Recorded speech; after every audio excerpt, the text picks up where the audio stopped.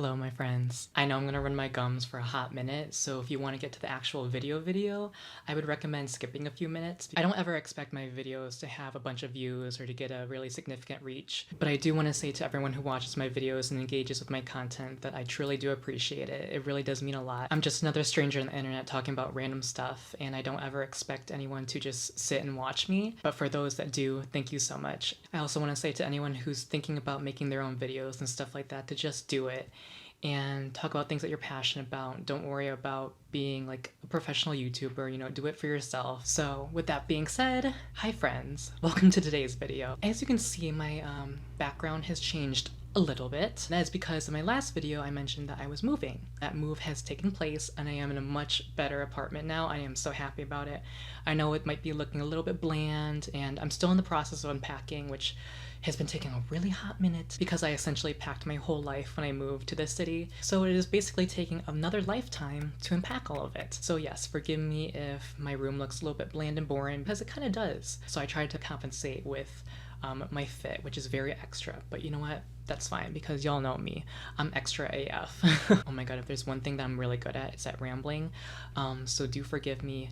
Today, we are going to be talking about how to find true love. And this is not going to be one of those videos where I'm talking about like, I laid my eyes upon him and I knew it was love at first glance, because I don't really think a lot of successful relationships and true love stories end up happening that way. True love and relationships take a lot of work.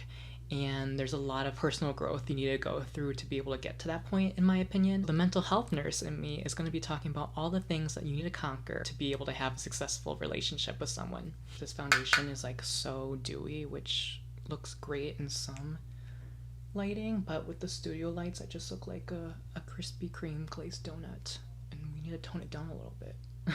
I think there's a lot of things that people need to take into consideration before entering a relationship. By no means am I saying that a relationship is an important aspect of life. There's plenty of people out there that are happily single and stay that way for the rest of their life and they literally thrive. And to be completely fair, I think in some way you need to be comfortable with yourself and being single to be able to enter a healthy relationship. So if you're watching this video and you're like, I don't need no mans or womans, you know what, you're right. But I'm currently in a relationship right now, and it has been one of the best things that has ever happened to me.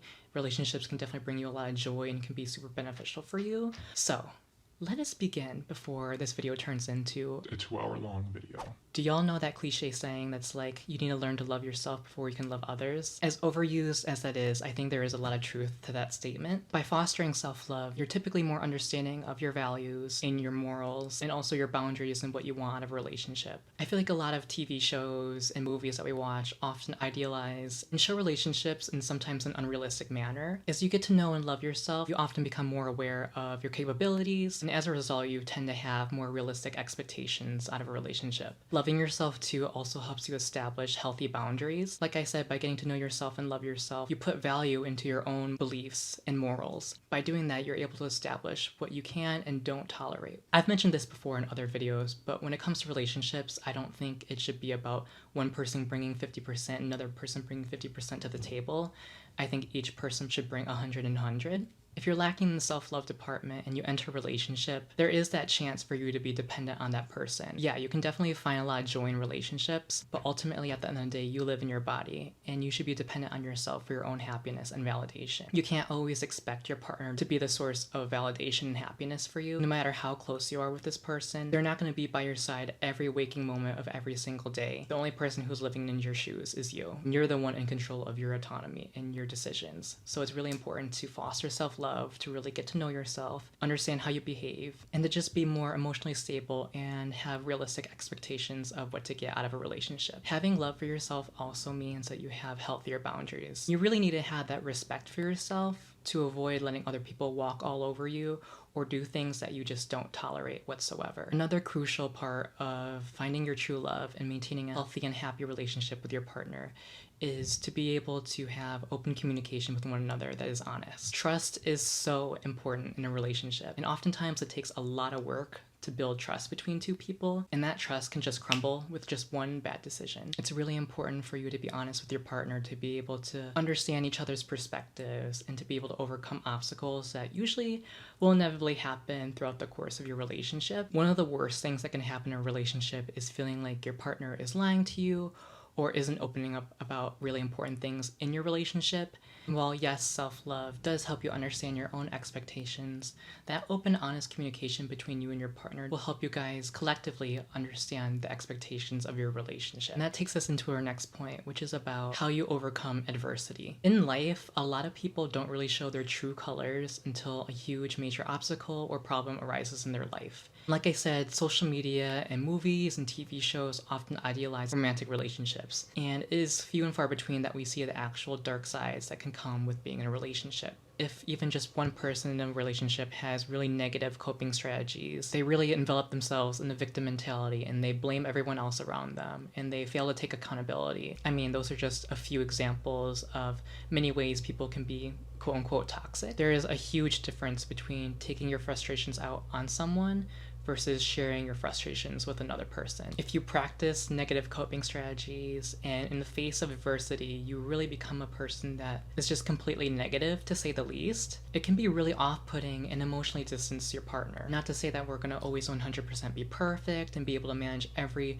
bad situation perfectly, but when those problems come, it's important to work through your burdens with yourself or with your partner instead of placing that burden entirely on them. And with that comes, I think, the importance of practicing mindfulness and practicing really positive coping strategies like meditation, talking to a therapist, even like venting to your partner in a healthy way can be super beneficial. But being verbally or even physically abusive to your partner is just an absolute no-go, and will be the one way to destroy your relationship and just completely hinder you from finding true love. Another really important thing in finding your true love and having a healthy and happy relationship is you and your partner both practicing a very balanced self-acceptance and self-growth mindset. Listen, a lot of us have had a lot of trauma in our lives, and a lot of us may have hurdles in trying to overcome previous relationships that may not have been the most healthy for us. Sometimes it's just really difficult to just like brush off all that damage that has been done to you. Part of loving yourself is accepting that your experiences, any trauma you've been through, has contributed in some capacity to who you are today. However, many of us can probably agree that that is still not an excuse for being horrible or engaging in really bad behavior. I understand that it's not completely realistic to be 100% put together and to be the most perfect, amazing version of yourself before you enter a relationship. But you should still have enough self-love and self-worth to recognize that this happened to me and it sucked, but I can be a better version of myself in that past, regardless of my mistakes or what I've been through. By accepting certain parts of me and wanting to change and grow in certain ways, I can eventually become an even better version of me. When you and your partner both share that mindset, it helps you accept each other for who you are, while at the same time holding yourselves and each other in relationship accountable for who you are now and for who you will be in the future. Me and my boyfriend are in our early 20s, and we've definitely had a lot of growth along the way. We were very close friends before we entered a relationship, and we definitely saw each other at our worst. As friends, we always acknowledged like the pain and suffering that we went through and how disheartening it had been, but at the same time, you can only linger in your pain for so long,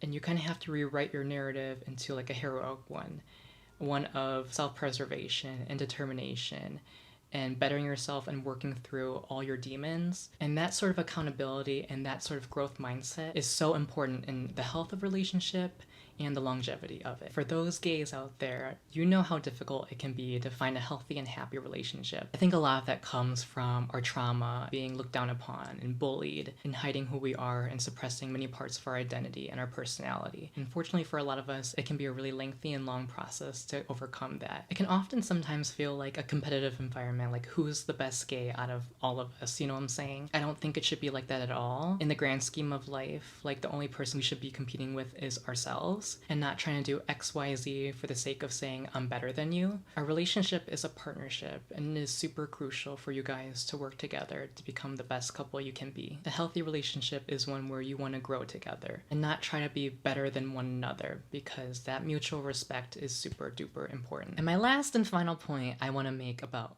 finding your true love and maintaining a healthy relationship, I think those are both synonymous with one another, so I'm just gonna keep saying that. Forgive me for the kind of clickbaitish title. Have your support system. I think a lot of times when we enter a relationship or we think we found our true love or our partner for the rest of our lives, we fall a little bit victim to puppy love and seeing things through like a rose-colored lens. And I think that optimism can be really great, But, you know, sometimes the optimism can come to a point where you get a little bit delulu, you know what I'm saying? Having like your support system, whether that be friends, family, your little close-knit circle, can be super duper beneficial, can help you maintain a healthy relationship. When you're a little bit blindsided by love, you might not be fully self-aware or be the most realistic with either yourself, your partner, or the relationship. Having those people in your life that can ground you and be logical and reasonable is super duper important. Just like a therapist can offer advice, that support system who may know you in and out can really help you make decisions that will benefit you, your partner, in the relationship. They can help remind you of who you really are at the core. If things arise where you might lose a little bit of your self-identity, they might encourage you to look another way or to look for certain qualities that call to you and are important to you and your partner. I think what sometimes happens too in relationships is you kind of neglect your little social circle. I have a lot of friends that are girls who mention like when their gay best friend gets into a new relationship that it feels like they forget about them. Your support system can be really integral to your mental health,